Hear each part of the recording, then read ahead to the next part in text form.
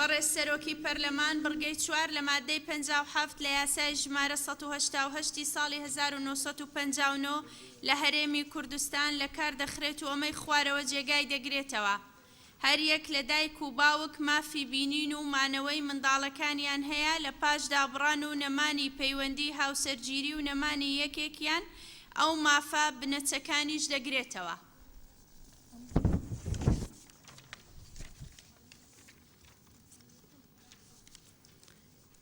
بە تەنها دایەنی منداڵ باوکیان دایک لە دوای نەمانی ئەویش ئەو کەسەی مافی دایەنی هەیە بە پێی یاسا بەرکارەکان سەرپەرشتی پەروەردە و فێرکردن و بواری کۆمەڵایەتی منداڵ دەکات تا تەمەنی 18 ساڵ تا دیتن لە ماوەی شیرەخۆریدا 2 جار دەبێت لە مانگێکدا لە ماڵی دایەن. جیم لە پاش شیرەخۆری کات و شوێنی مانەوە بە پێی ڕێکەوتنی هەردوولا دەبێت. لە حاڵەتی ڕێکنەکەوتن مانەوە هەفتانە 24 کاتژمێر بەسەر یەکەوە دەبێت لە شوێنێک کە کەسی داواکاری بینین غێر حاڵن دیاری دەکات بە پێی بەرژەوەندی دایەنکراو. پاش کۆتایی هاتنی بینینەکە دەبێت دایەنکراو بداتەوە دەستی دایەن بە پێچەوانەوە تا مانگێک مافی بینینی نابێت.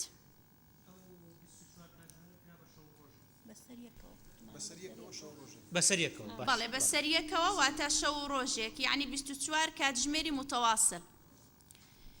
جیم ئەگەر دایەن ڕێگەی لە بینینی دایەنکراو گرت بەبێ پاساوی ڕەوا لەلایەن جێبەجێکاری داد ئاگادار دەکرێتەوە. ئەگەر دووبارەی کردەوە بە پێی بڕیاری دادگای تایبەتمەند بۆ ماوەی مانگێک دایەنی دەگوازرێتەوە بۆ ئەو کەسەی کە بە پێی یاسای بەرکار ڕێکخراوە.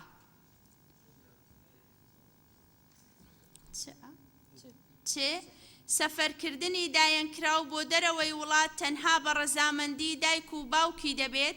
لە کاتی نەمانیاندا کەسی دایەن بە پێی یاسا مافی ئەو بڕیارەی دەبێت. هەر لایەکیان سەفەریان پێکرد دەبێت بەڵێننامەیەک بدا کە پابەند بێت بە گەڕانەوەی بۆ وڵات. ئەندامی داواکاری گشتی لە دادگای باری کەسیدا چاودێری بە چاکی جێبەجێکردنی بڕگەکانی سەرەوە دەکات و لە کاتی بوونی سەرپێچیشدا ڕێکاری یاسایی دروست وەردەگرێت.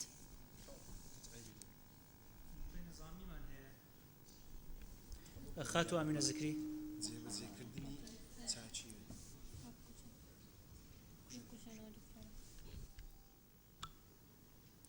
بەڕێز سەرۆکی پەرلەمانی دەربارەی بچیکە شیرخوارەک و 2 ساعتان ماڵا ئەو کەسێک و خودان کەتن بهتە دیتم ڕاستی دیتم من دە کێشە دێتێدا هەبیتن احتمالا کێشە کۆمەڵایەتی هەبیتن ئەو باب یان دایک یعنی باب نەشێت بچتە ماڵا ژنا خۆ و بچکێ خۆ ببینیتن یعنی دێتن تشتێکی دیتر ژی مابینێدا هەبیت و ئەگەر هات و ئەو کێشە کۆمەڵایەتی هەبیت بێچی هەکێدا هەبیت بچکی ببینێت. باش دوایی لیژنە پەیوەندیدارەکان وەڵامیان هەبێت. خاتو زوڵفاتۆش منی شەر هەمان بۆ چوون باشە وەڵامتان هەیە؟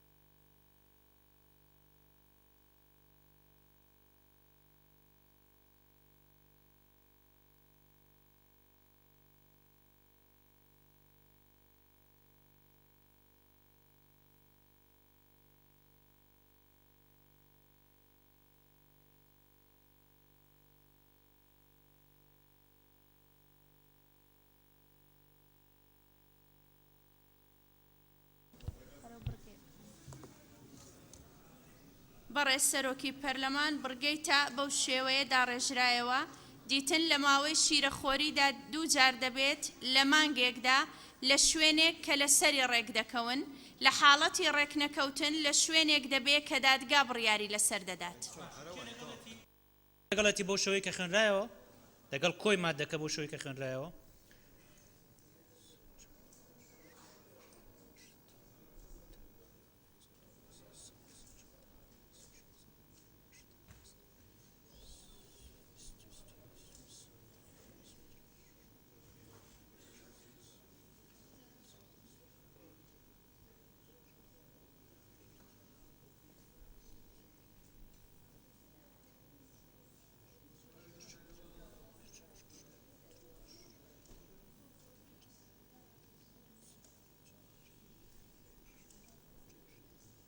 شەس کەس دەگەڵێتی کێ دژێتی کەسەیە کێ یەک کەس دژێتی کەواتە پەسەند کرا مادەکانی تر تکایە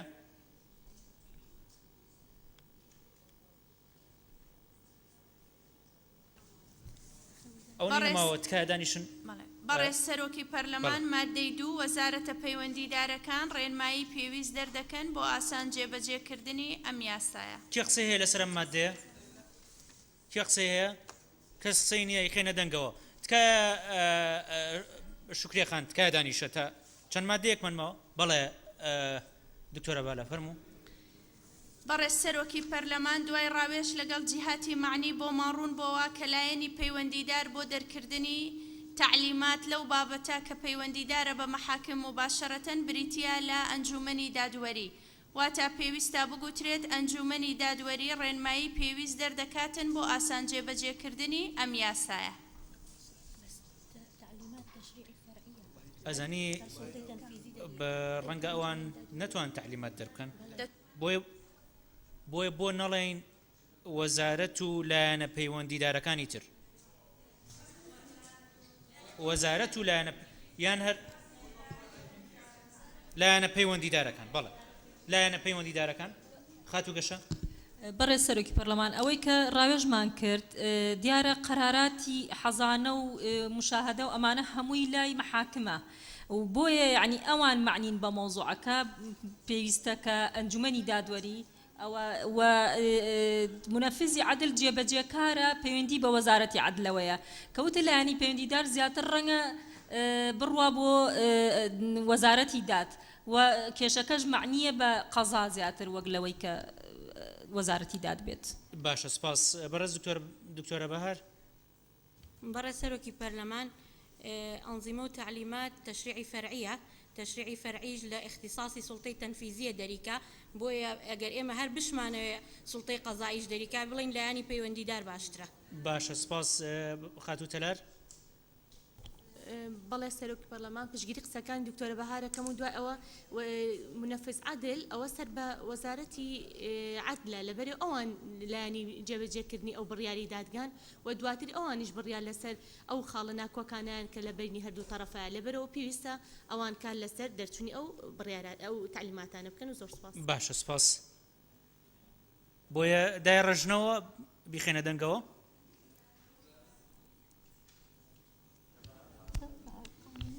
بەڕێز سەرۆکی پەرلەمان جیهەتی معنی لە ڕووی یاساییەوە بۆ ئەو بابەتە تەنها مەجلیسی قەضا دەبێ و ئەوان بۆیان هەیە ئیزداری تعلیمات دەربکەن بۆ مەحاکمیش تەطبیقی بکە لەبەرەوەی ئێستا مەحاکم سەر بە ئەنجومەنی دادوەریە سەر بە وەزارەتی عەدل نییە بەڵام وەکو خۆی دەیخوێنمەوە بەڕێستان کامی دەدەنە دەنگدان و دەنگ دێنێتن ئەویان بابەتێکیە بەس لە ڕووی یاساییەوە ئەوەیە دوای ڕاوێژ گەیشتوین و دوای دراستکردنی چەند یاسایەک و دوای ئەوەش کە راپۆرتی لیژنەی یاسایی لە خولی پێش و لەسەر ئەو بابەتە نووسراوە هەر خۆیان نووسیویانە کە مەجلیسی قەضا تعلیمات دەردەکا و ڕاوێژمان بەوانیش کردو ئەوانیش کتویانە ئەو بابەتە پەیوەندیدارە بە مەحاکم سەر بە وەزارەتی عەدل نییە بۆیە ئەگەر بگوترێ وەزارەتە لایەنە پەیوەندیدارەکان واتە وەزارەتەکە هەڵبگیرێتن بگوترێ لایەنە پەیوەندیدارەکان بۆ ئەوەی لە ڕووی یاساییەوە کێشەکە جاگەر ئەنجومەنی دادوەری بێ وەزارەتی عەدل بێ منەفذی عەدل بێ. بەڵێ لایەنە پەیوەندیدار. باشە کەواتە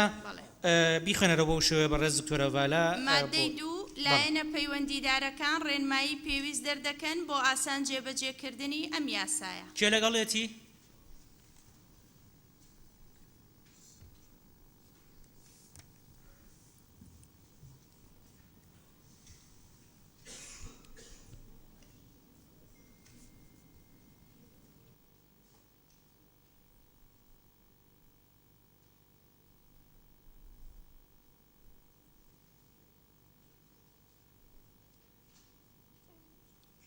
پەنجاو هەشت کەس لەگەڵێتی. کێ دژێتی؟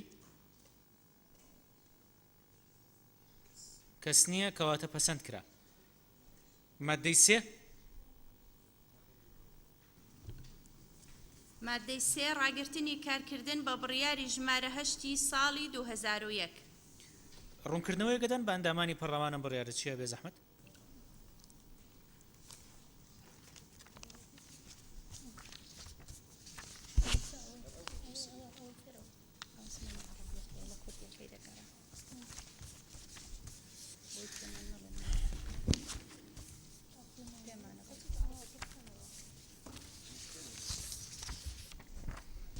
بەڕێز سەرۆکی پەرلەمان بڕیاری ژمارە 8 ساڵی 2001 بەم شێوەیە. مادەی یەکەم بڕیاری ژمارە 211 ساڵی 1984 ئەنجومەنی سەرکردایەتی شۆڕش لە کار دەخرێ.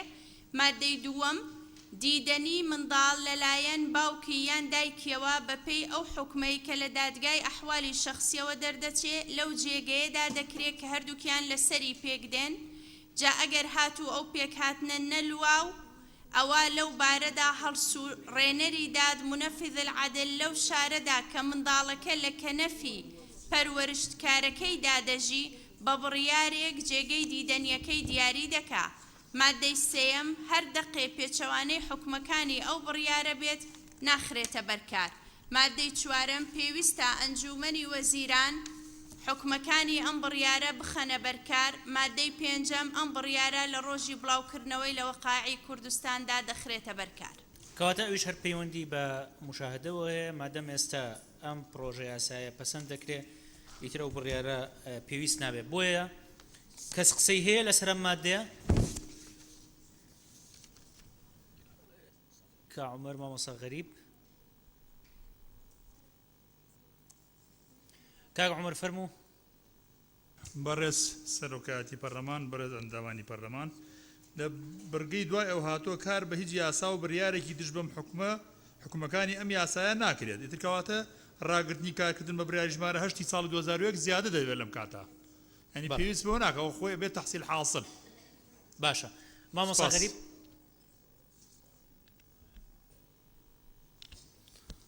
بەڕێز سەرۆکی پەرلەمان بە ئیزافەی ئەوەی کە عومەر باسی کرد، ئەگەر مادەی 4 بمێنێتەوە داڕشتنەکە تەواو نییە بەڕای من، چونکەەوە بەشی نیهادە گوزارەکەی دیار نییە. وا باشترە بۆ ترێکارکردن بە بڕیاری ژمارە 8 ساڵی 2001 ڕادەگیرێت. باشە سپاس.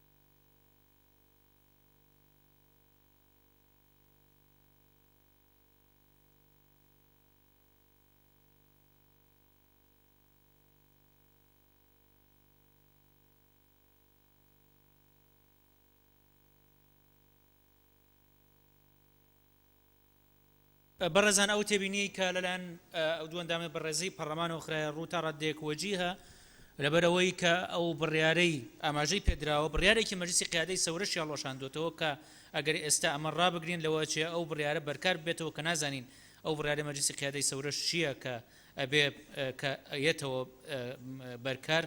بۆیە ئەوە ئەخینە دەنگەوە کە ئەو مادەیە لا ببرێ و ئەگەر ئەوە دەنگێنێنە ئەو کات یەنە سەر مادەکە چی لەگەڵەوەی ئەو مادەیە لا ببرێ.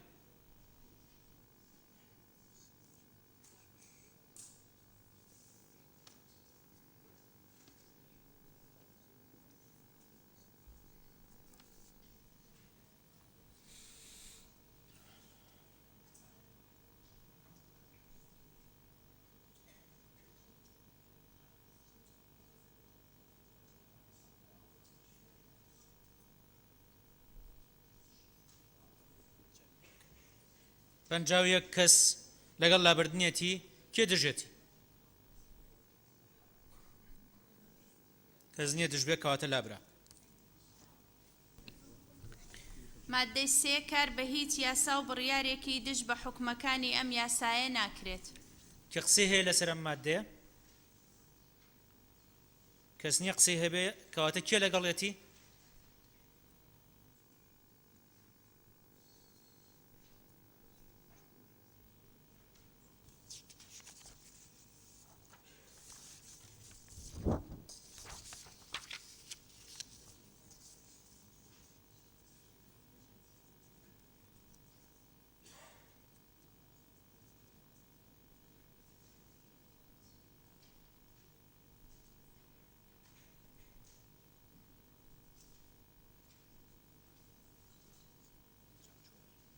پەنجاو و چوار کەس لەگەڵێتی کێ دژێتی کەس نییە دژی بێ کەواتە پەسەند کرا مادەی دوای ئەو مادەی 4 پێویستە لەسەر ئەنجومەنی وەزیران و لایەنە پەیوەندیدارەکان حکومەکانی ئەم یاسایە جێبەجێ بکەن کێ قسەی هەیە لەسەر ئەم مادەیە کەس نییە کەواتە کێ لەگەڵێتی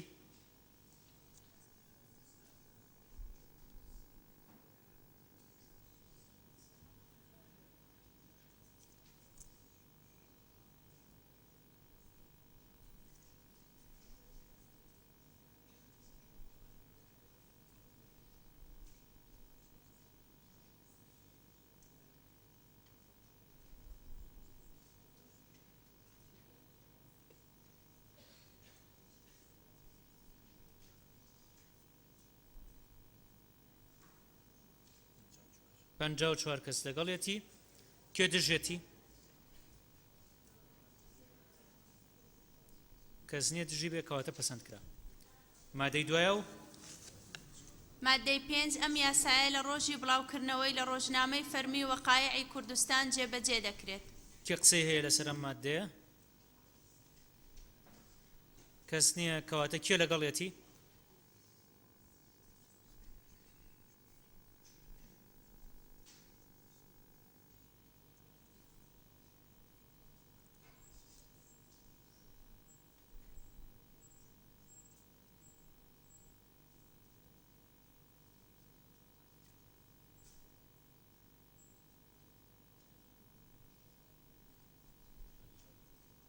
پەنجاو و دوو کەس لەگەڵێتی کێ دژێتی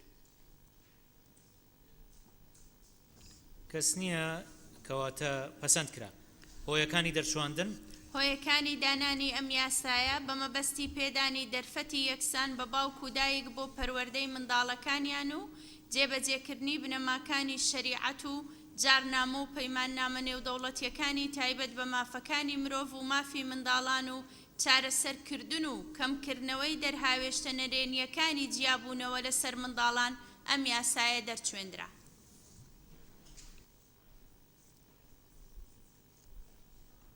بەڕاستی من تێبینیەکەم هەیە وەکو ئەندامێکی پەرلەمان پێم باشە لە هۆیەکانی دەرچواندن جەخت بکرێتەوە لەسەر مافی منداڵ پێش مافی دایک و باوک لە پەروەردەی منداڵ یعنی ئەم پێویستەکات لە هۆیەکانی دەرچواندنی ئەم یاسایە زیاتر جەخت لەسەر مافی منداڵ بکرێ وەک لە دەرفەتی یەکسان بە دایک و باوک بۆیە پێشنیارەکەم کە ئەوە پێش بخرێ چونکە هۆیەکانی دەرچواندن یەکێکە بێت لە بنەماکانی تەفسیرکردن لێرە پێویستەکات مافی منداڵ پێش دایک و باوک ڕەچاو بکرێ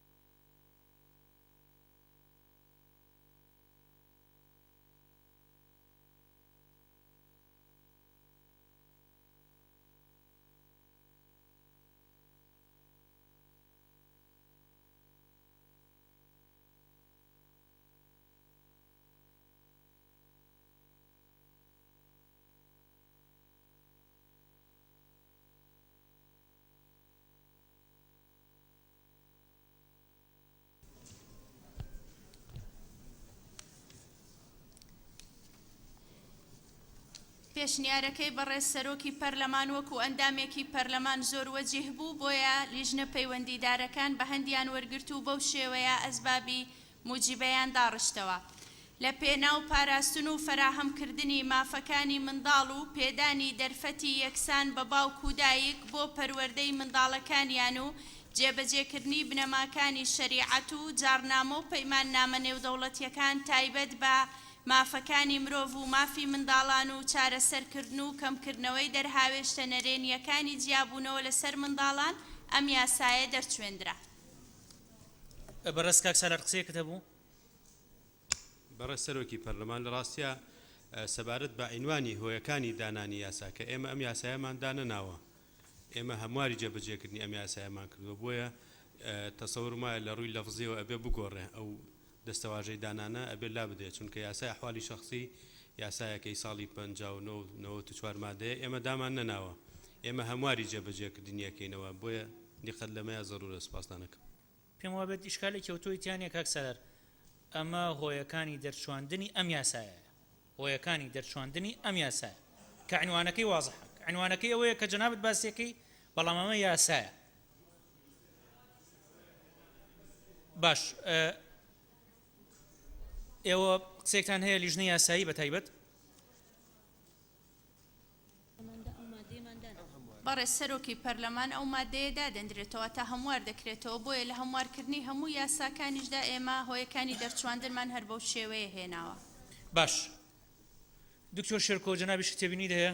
بەڵێ بەڕێز سەرۆکی پەرلەمان، وەڵی لە ڕاستی لە ڕووی زمانەوانیەوەیە هەم ئەو وشەی نەرێنیەکانی هەر زۆر دیارەکە وشەیەکە هەڵەیە هەر لە ڕووی ڕێنووسەکەیەوە و وشەی جێبەجێکردن و زۆر وشەی تریش ویستم تەنها و سەرنجە بڵێم ئێمە خۆمان لەم پەرلەمانە یاسای زمانە فەرمیەکانمان دەرچواندووە، ینی لۆجیک یەک ناگرێتەوە لەگەڵەوەی کە خۆمان پەسەندی نەکەین لە ڕاستیە، بۆیە من تکام وایە لە ناو یاسای زمانە فەرمیەکانی شاهەیە ئەڵێ پسپۆر لە ناو لیژنەی یاسایی و کۆی یاساکان و ئەوانە، بۆیە تکام وایە با خۆمان پێشێلی یاساکەی خۆمان نەکەین کە خۆمان دەرمان کردووە. سپاس. زۆر سپاس. لە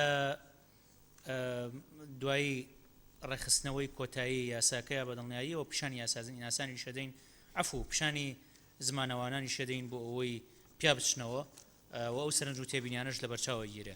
بەڕێز دکتۆر شێرکۆ فەرموو کاک ڤەمان. سەرۆکی پەرلەمان تەنیا و ملاحزەمان هەیە لەسەر ئەو هۆیەکانی دەرچواندن، ئەی ئەو مناڵانەی کە شیری دەخۆن، ینی چی مراعاتی مافیاوانیان کردیە کە دایک و باوکی خۆیان ببینن یان نەبینی، ینی ئەوان چی مافیان لەوەدا هەیە؟ تیاتیەوە ئەو مناڵانەی کە شیری دەخۆن ناڵێن ئەو یاسا لە پێناو مراعاتکردنی مافی مناڵان داناوە هۆیەکانی دەرچواندن، ئەی مراعاتی چی دەکا؟ کەواتە مراعاتی دایک و باب دەکاتن لە پێناو بینینی مناڵەکانی خۆیان. و سپاس. و منداڵی شیرەخۆر هەر منداڵ نییە؟ باشە هەر منداڵە. باشە، کێ لەگەڵ هۆیەکانی دەرچواندنە بەو شێوەیە کە خوێنرایەوە؟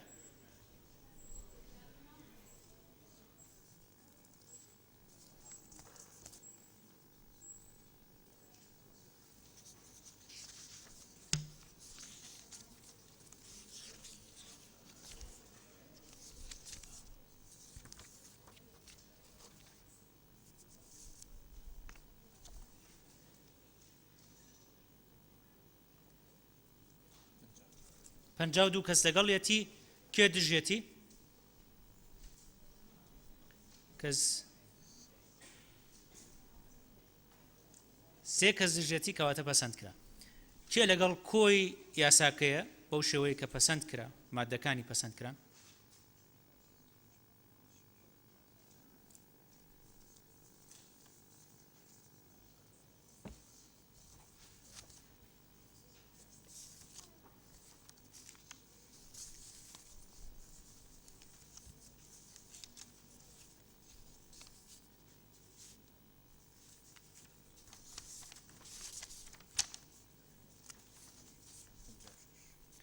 پەنجاو شەش کەس لەگەڵیەتی، کێ دژێتی؟ کەس نییە دژی بێ کەواتە پەسەند کرا، کۆی یاساکە پەسەند کرا. پیرۆزبایی لە خەڵکی کوردستانەکەین بە بۆنەی دەرچوونی ئەم یاسایە. سپاس بۆ لیژنە پەیوەندیدارەکان بۆ ئامادەکردنی ئەم پرۆژە یاسایە و بۆ و توێشکردنی ئەمڕۆت داوا لە لیژنەکانەکەین بگەڕێنەوە شوێنەکانی خۆیان تەنها لیژنەی یاسایی بمێننەوە کە بڕگەی سێهەمی دانیشتنەکەمان دەست پێ بکەین. کاک فەرهاد نقطەی نظامی دەبوو. بەڵێ بەڕێز سەرۆکی پەرلەمان بەڕێز ئەندامانی پەرلەمان نزیکەی 4 مانگ زیاترە ئێمە پرۆژە یاسایەوەی زمانی ئینگلیزیمان دا بە پەرلەمان بە 100 واژۆ لە تاریخی ئەم پەرلەمانە 100 واژۆ کۆنەکراوەتەوە لەبەرەوە دوای 10 ڕۆژیش پێویستە راپۆرتی لەسەر بنووسرێ ئەنجا نازانین بوو بەچی ئەو یاداشتەی کە نووسی بوو دیاومە بە ڕێزسکرتێری پەرلەمان ئینشاڵا لە دەرفەتێکە ئەوەش خوێندنەوەی یەکەمی بۆکەین. باشە سپاس.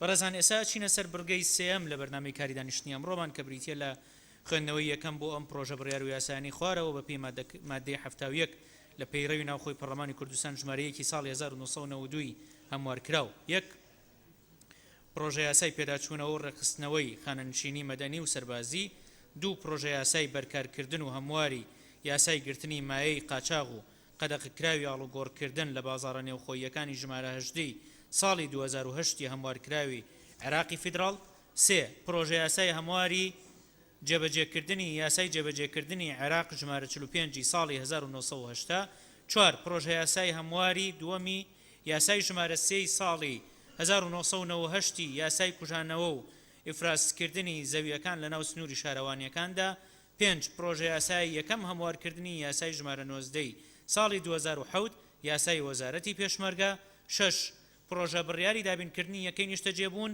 بۆ ئەو پێشمەرگانی کە لە جەنگی دژی تیرۆریستانی داعشدان و خاوەنی هیچ یەکەیەکی نیشتەجێبوون نین. داوا لە لیژنەی یاساییەکەین کە یەک بە یەک ئەو پرۆژانە بخوێننەوە بۆ ئەوەی ئاڕاستەی لیژنە پەیوەندیدارەکانی پەرلەمانیان بکەین. بەڕێزسەرۆکی پەرلەمان لە ڕێگای بەڕێستانەوە داوا لە دوو ئەندامی لیژنەی یاسایی دەکەم هاوکارمان بن لە خوێندنەوەی پرۆژە یاساکان. فەرموون ئەندامانی تری لیژنەی یاسایی بێنە سەر منەسا بۆ ئەوەی خوێندنەوەی پرۆژە یاساکان ئەنجام بین.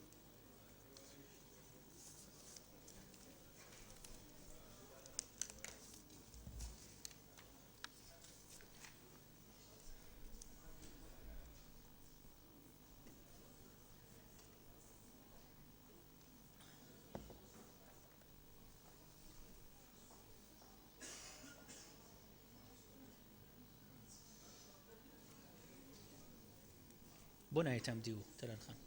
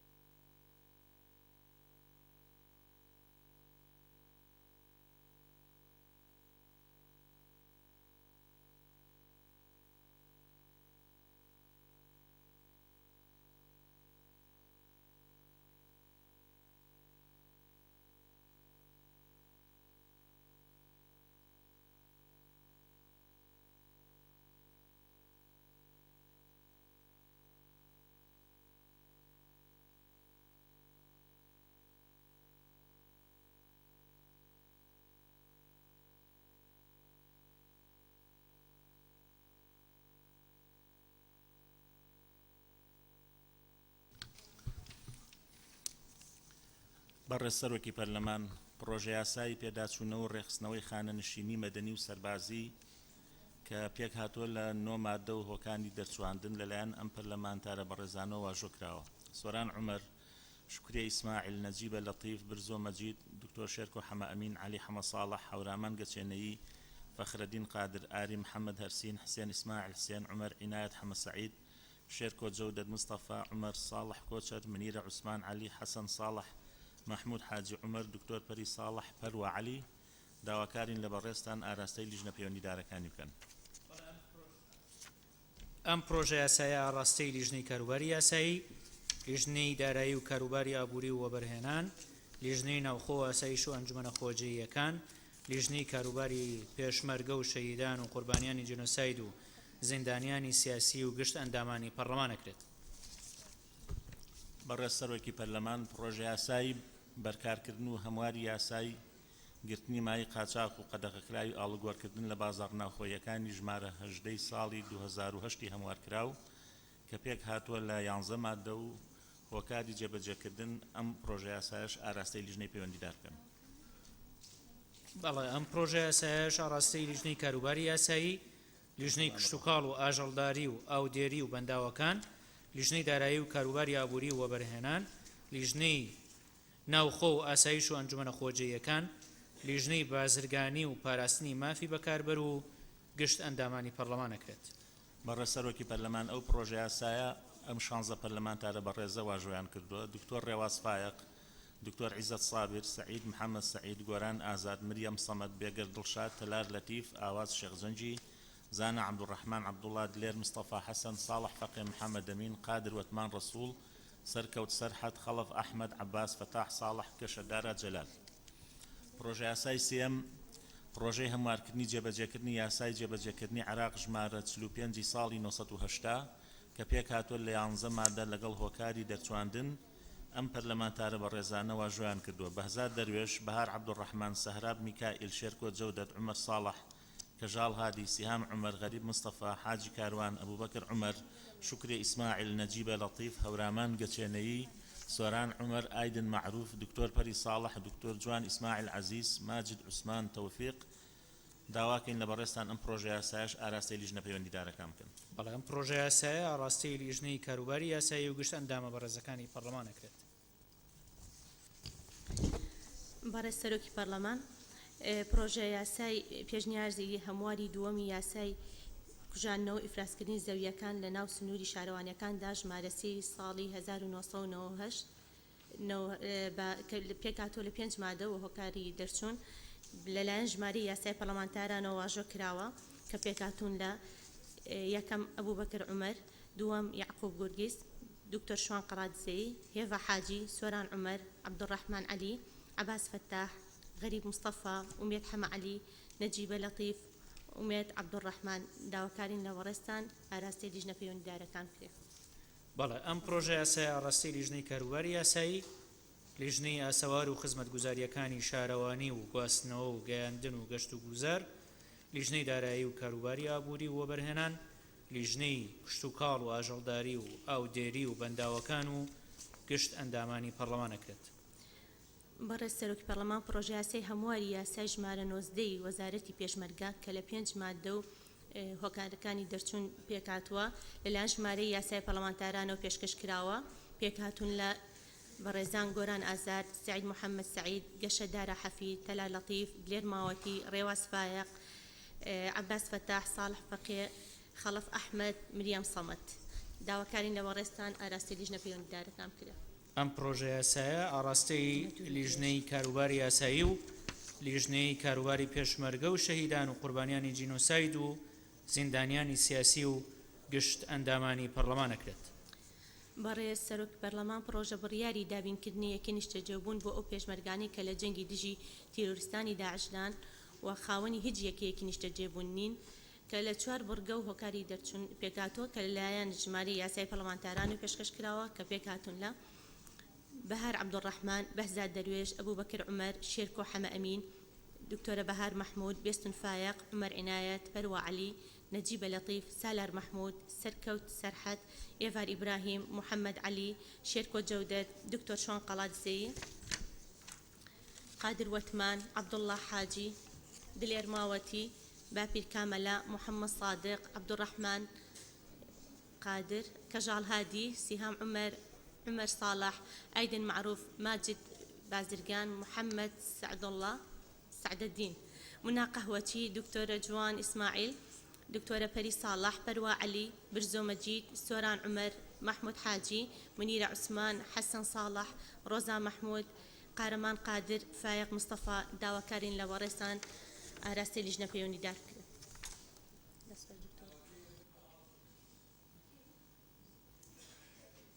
کاک عەبدوڕەحمان فارس ئەم پرۆژە یاسایە ئاڕاستەی لیژنەی کاروباری یاسایی لیژنەی کاروباری پێشمەرگە و شەهیدان و قوربانیانی جێنۆساید و زیندانیانی سیاسی لیژنەی ئاسەوار و خزمەتگوزاریەکانی شارەوانی و گواستنەوە و گەیاندن و گەشت و گوزار و گشت ئەندامانی پەرلەمانەکرێت زۆر سوپاس بۆ لیژنەی یاسایی فەرمونەتوان بگەڕێنەوە شوێنەکانی خۆتان بەڕێزان ئەندامانی پەرلەمان لە ماوەی ڕابردووە پەرلەمانی کوردستان داوت کرا بۆ کۆنفرانسی ئاوادانکردنەوەی کۆبانەیە کە لە شاری ئامەد سازکرا وەفدێکی پەرلەمانی کوردستان کە لە فراکسیۆن و پێکهاتە جیاوازەکانی پەرلەمان پێکات بوون نوێنەرایەتی پەرلەمانیان کرد لەو کۆنفرانسە داوایان کردەوە بیرۆکەیەک کورتەیەک لەسەر کار و چالاکیەکانی خۆیان بخەنە ڕوو کە هیوادارم لە ماوەی 5 دقە زیاتر نەبێ بەڕێز کاک عەلی هالۆ بفەرموێ بۆ پێشکەشکردنی وتەکەی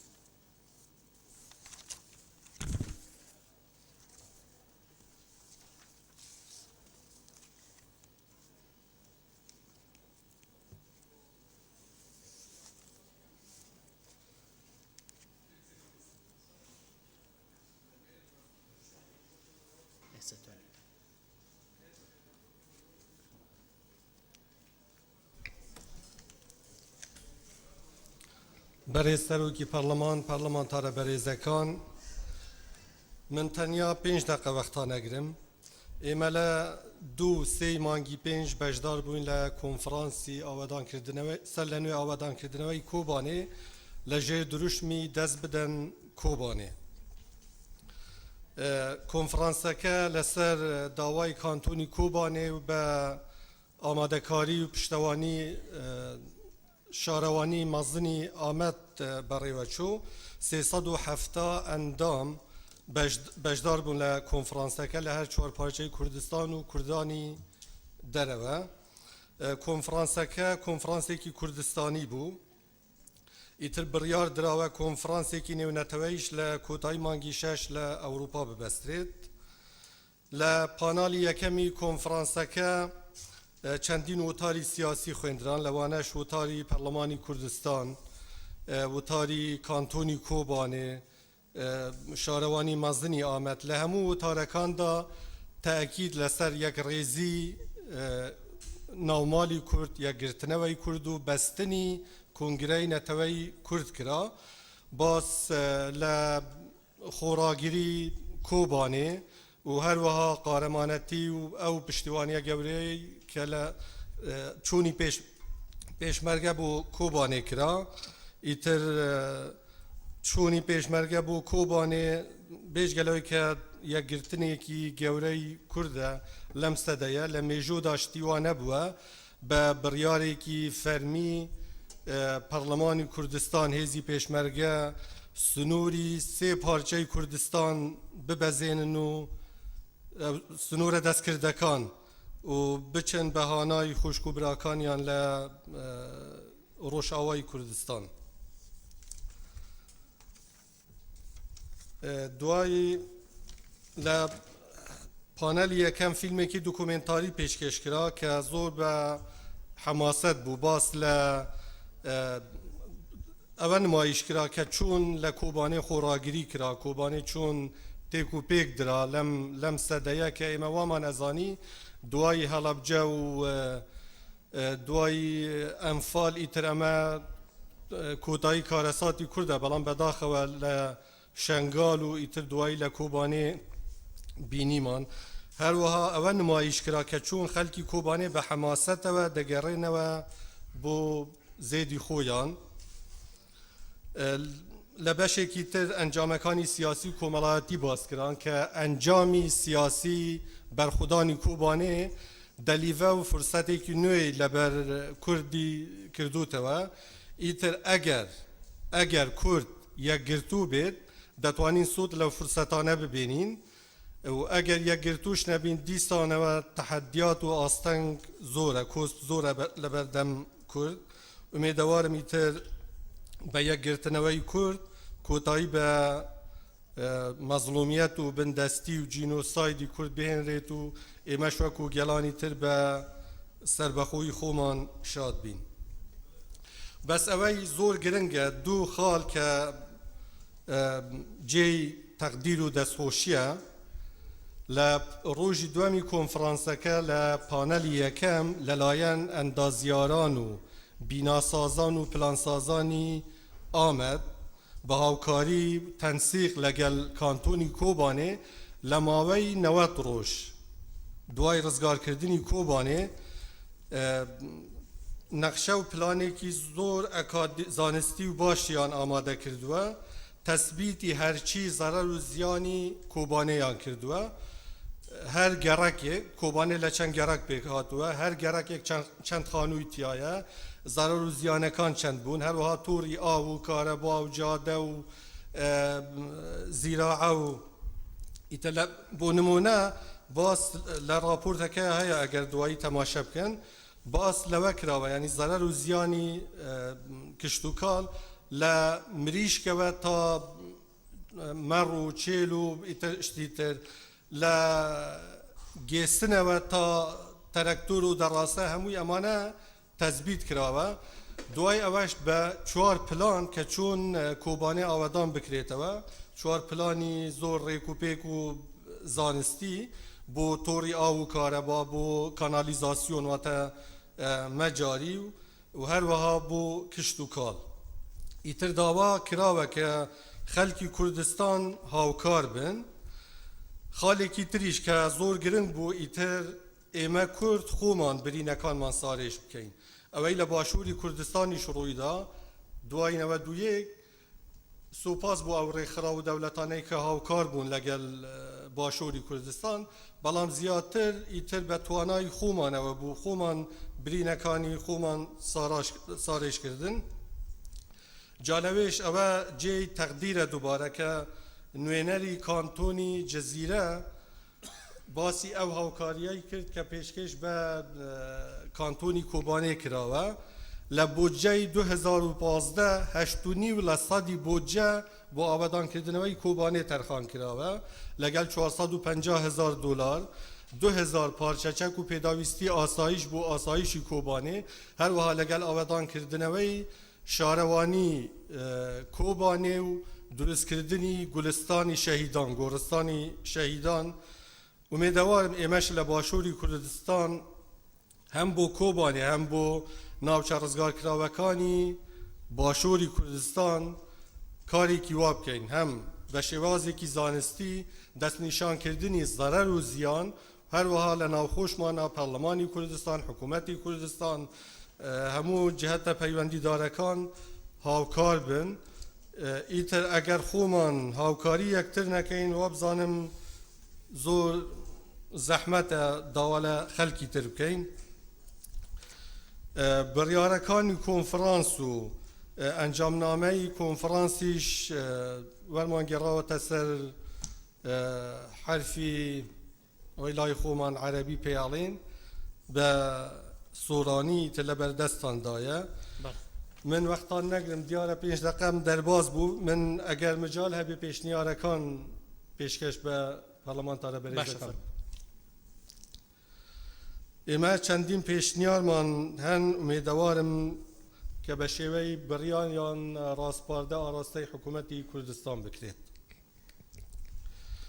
بەستنی کۆنفرانسێک لە باشووری کوردستان بۆ ئاوەدانکردنەوەی کۆبانێ و دەڤەرە ڕزگارکراوەکانی باشووری کوردستان بە سەرپەرشتی پەرلەمانی کوردستان ڕاگەیاندنی کەمپینێک لە سەرتاسەری کوردستان بە مەبەستی پشتیوانی لە کۆبانێ بەشداری بەرێز سەرۆکی پەرلەمان لە دانانی بەردی بناغەی قوتابخانەی پەرلەمانی کوردستان لە کۆبانێ و هەروەها هاوکاری مادی و معنەوی لە هەموو بوارەکانی لە هەموو بوارەکاندا بە بەردەوامی پارلەمان و حکوومەتی هەرێم بە چەندین پرۆژە بەشداری لە ئاوادانکردنەوەی کۆبانێدا بکات. 5. پەرلەمان و حکوومەتی کوردستان پەیوەندیە دیپلۆماسیەکان لەگەڵ کونسڵخانە و نوێنەرانی وڵاتان و UN لە هەولێر بەکاربێنن بۆ هاوکاریکردنی کۆبانێ. 6. حکوومەتی باشوور داوا لە تورکیا بکات بۆ کردنەوەی سنووری پرسۆز کۆبانێ وەکو دەواازەیەکی ئینسانی. 7. یەکێتی پەرلەمانتارانی کوردستان پێک بهێنرێت لە پەرلەمانتارانی کوردی هەر چوار پارچەی کوردستان و کوردانی دەرەوە. 8. هاوشێوەی کۆنفرانسی ئاوادانکردنەوەی کۆبانێ هەر لە ئێستاوە کار بکرێت بۆ دەستنیشانکردنی زیانەکان و دانانی پلان و نەخشە بۆ ئاوادانکردنەوەی دەڤەرە ڕزگارکراوەکانی باشووری کوردستان. 9. کار بۆ ئەوە بکرێت کە داستانی خۆراگری کۆبانێ و ڕۆلی قارەمانانەی پێشمەرگە و شەڕڤالان بخرێتە ناو بەرنامەی خوێندنی قوتابخانەکان هەروەها بە مێژوویکردنی تراژیدیای جینۆسایدی کوردانی ئێزدی لە شەنگال. 10. دروستکردنی مۆنومنتێک بۆ خۆراگری کۆبانێ کە تەعبیر لە یەکڕێزی و بەرخودانی کۆبانێ بکات. زۆر سپاس. زۆر سپاس بۆ بەڕێز کاک عەلی هالۆ ئەندامی شاندی پەرلەمانی کوردستان بۆ کۆنفرانسی ئاوادانکردنەوەی کۆبانێ. پێشنیارەکانیشتان پێشنیاری زۆر گونجاون کە ئەکرێت لە ڕێگای لیژنە پەیوەندیدارەکانی پەرلەمانەوە متابعی باشتریان بکەین و ئەگەر پێویست بێ پرۆژە بڕیار ڕێیان ڕاستپاردە ئامادە بکەین لە پەرلەمان. ئەوەی کە جێی ئاماژە و گرنگی پێدانە مەسەلەی ئەوەیە کە لە دوای ڕزگارکردنی شەنگال ئێمەش لە هەرێمی کوردستان پێویستمان بەخۆ ئامادەکردن هەیە بۆ کۆنفرانسێکی نێودەوڵەتی بۆ ئاوادانکردنەوەی ئەو ناوچانەی کە تووشی زەرەر و زیان بوون لە ئەنجامی شەڕی داعش، جا چ لە کۆبانێ، چ لە شەنگال، چ لە جەلەولا، چ لە ناوچەکانی کەرکووک.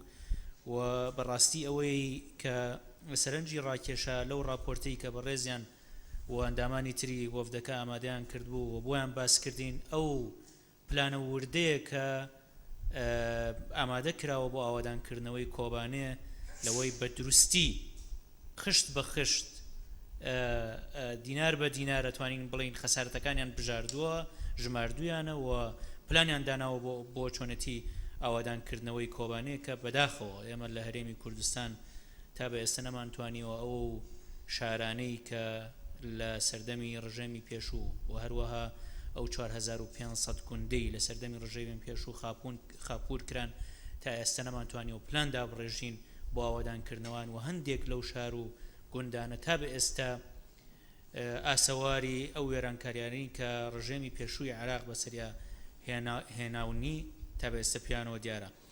زۆر سپاس بۆ ئێوە ئەندامانی بەڕێزی پەرلەمان بەم شێوەیە دانیشتنی ئەمڕۆ کۆتایی پێهات. دانیشتنی داهاتوومان هەفتەی داهاتووە بێ. زۆر سپاس.